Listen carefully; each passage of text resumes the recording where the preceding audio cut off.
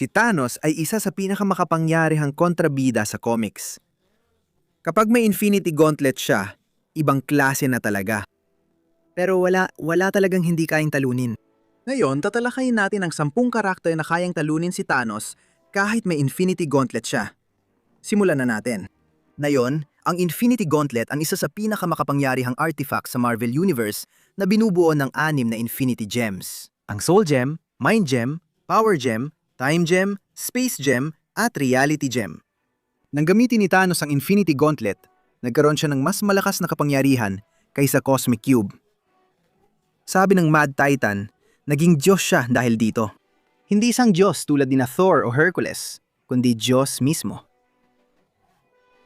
Idiniklara rin niya ang sarili bilang pinakamakapangyarihang nilalang sa Sansinukob. Hindi lang sa isang universo, kundi sa lahat ng universo. Ang pag-angkin niyang siya ang Diyos at pinakamakapangyarihan sa lahat ng universo ay patunay ng labis niyang kayabangan. Lalo na't ang Infinity Gems ay gumagana lang sa unibersong pinagmulan nila, hindi sa lahat ng universo. Ngayon gamit ang gauntlet, kayang lumikha ni Thanos ng buhay mula sa wala at may lakas siyang sirain ang malalaking pulang bituin, burahin ang mga planeta ng hindi inaatake at wasakin ang Asgard. Natalo ni Thanos si Doctor Strange sa isang palakpak mula sa ilang planetang layo.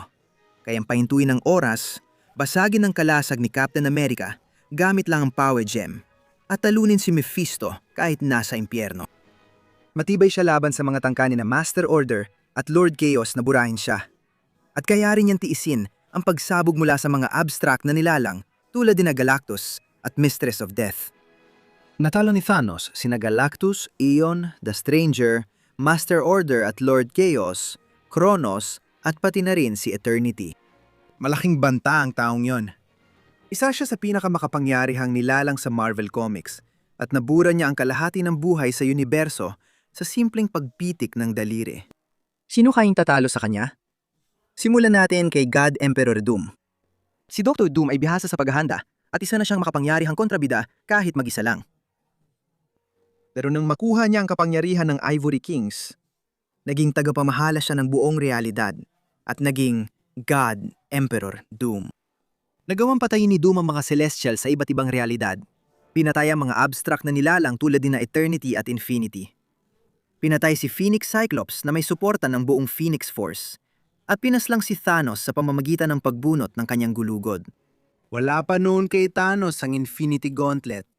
Kung iisipin mo, pinatunayan ni God Doom na kaya niyang talunin si Thanos kahit may Infinity Gauntlet dahil natalo na niya si Black Panther kahit hawak ni T'Challa ang Infinity Gauntlet.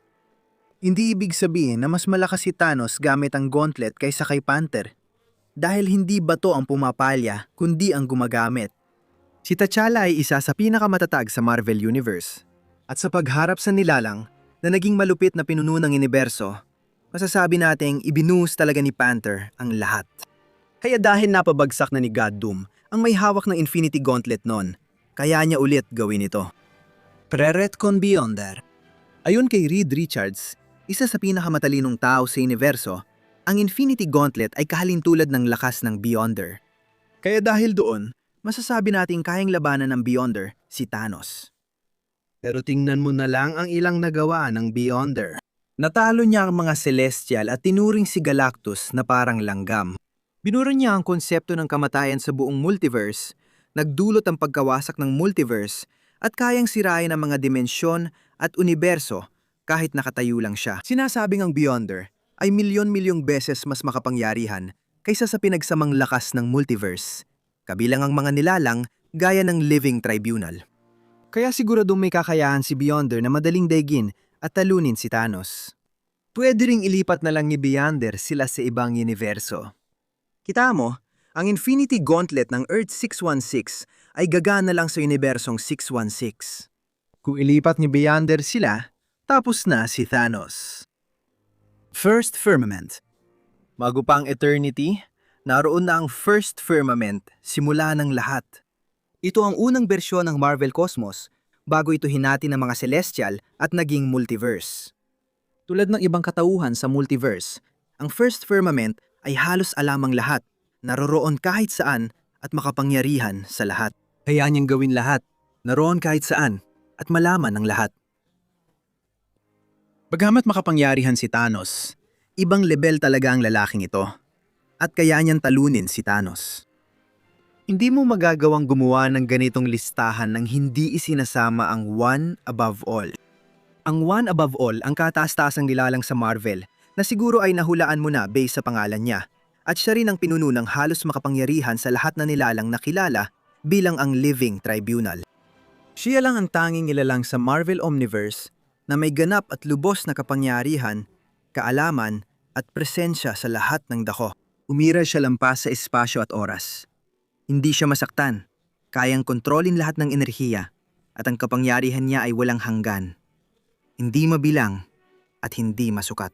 Sa madaling salita, siya ang pinakamalakas at pinakamakapangyarihang nilalang sa buong Marvel. At kaya niyang talunin si Thanos. Sunod naman ay si Nemesis. Nung magsama ang 6 na Infinity Gems at ang ikapitong hiyas mula sa Ultraverse, nagkaroon sila ng sariling isipan at naging isang nilalang na tinawag na Nemesis. Nagagawa niyang baguhin ang realidad sa antas ng buong universo, ngunit hindi siya makapangyarihan sa lahat at hindi rin siya naroroon sa lahat ng dako. Sa madaling sabi, aglay na may hawak ng Infinity Gem lahat ng kapangyarihan nito. Pero sa mas mataas na antas. Molecule na lalaki. Tulad ng sinabi natin, kayang harapin ni Beyonder si Thanos kahit may Infinity Gauntlet ito. Si Molecule na lalaki lang na nakalaban kay Beyonder sa rurok ng kapangyarihan nito. Nagawa niyang tapatan si Beyonder sa isang labanan na nagdulot ang mga pagyanig sa buong multiverse, mga apoy na kayang sumira ng bilyon-bilyong dimensyon, at pagkatapos ay inayos pa niya ang pinsalang dulot ni Beyonder sa buong multiverse. Pero hindi lang yon. Si Molecule na lalaki ang naging tunay na pinagmulan ng kapangyarihan ni God Doom at nagawa niyang alisin ang mga iyon sa isang iglap lang. Pinatay niya ang Ivory Kings at tinakaw ang kanilang kapangyarihan. Kaya niyang likayin muli ang Omniverse. Ibang klase talaga siya. Ang Fulcrum. Ang Fulcrum ay sinaunang kosmikong puwersang tapat na pinaglilingkuran ng mga Celestial, Watcher at Horde. Pangalawa siya sa pinakamakapangyarihan sa Marvel Multiverse, kasunod ng One Above All. May mga sabi-sabi na ang Fulcrum ay si Jack Kirby mismo. May iba pa mga sabi-sabi na ang Fulcrum ay maaring siya rin ang One Above All o isang aspeto o pagpapakita niya. Pero kahit ano paman, ang Fulcrum ay halos makapangyarihan at alam ang lahat, kaya kayang talunin si Thanos. Buhay na Tribunal. Ang Buhay na Tribunal ay isang nilalang na umiiral sa buong Marvel Multiverse. Siya ang hukom ng Marvel Multiverse at tagapamagitan ng kosmikong hustisya. Igit siya sa mga tulad ng mga Celestial, Galactus, Eternidad, Kamatayan at walang hanggan. Gayunpaman, walang sariling kalooban ang Buhay na Tribunal dahil sumusunod siya sa lumikha ng Marvel Multiverse, ang isa sa lahat. Noon, ang Buhay na Tribunal ay humarap laban sa Infinity Gauntlet nang si Adam Warlock ang may hawak nito.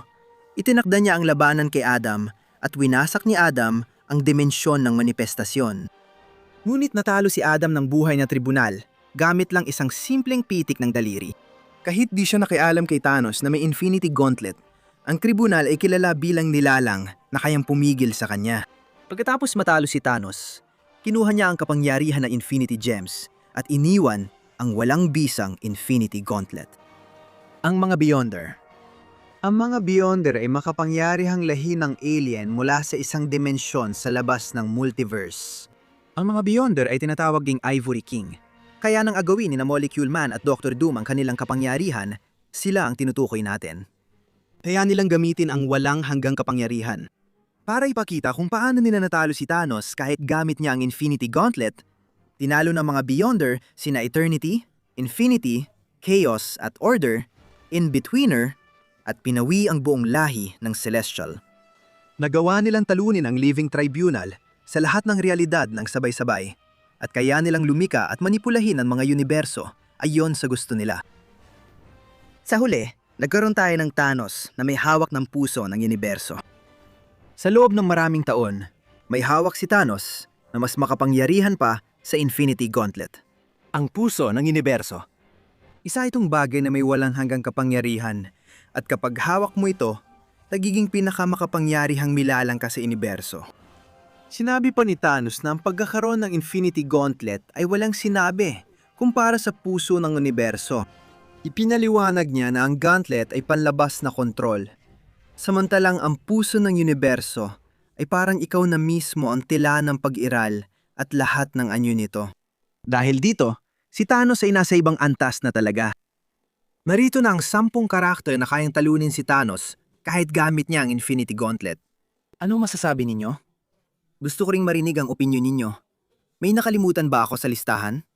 Mag-comment lang sa ibaba at huwag kalimutang mag-subscribe. Marami pang ganitong videos araw-araw. Kita-kits sa susunod.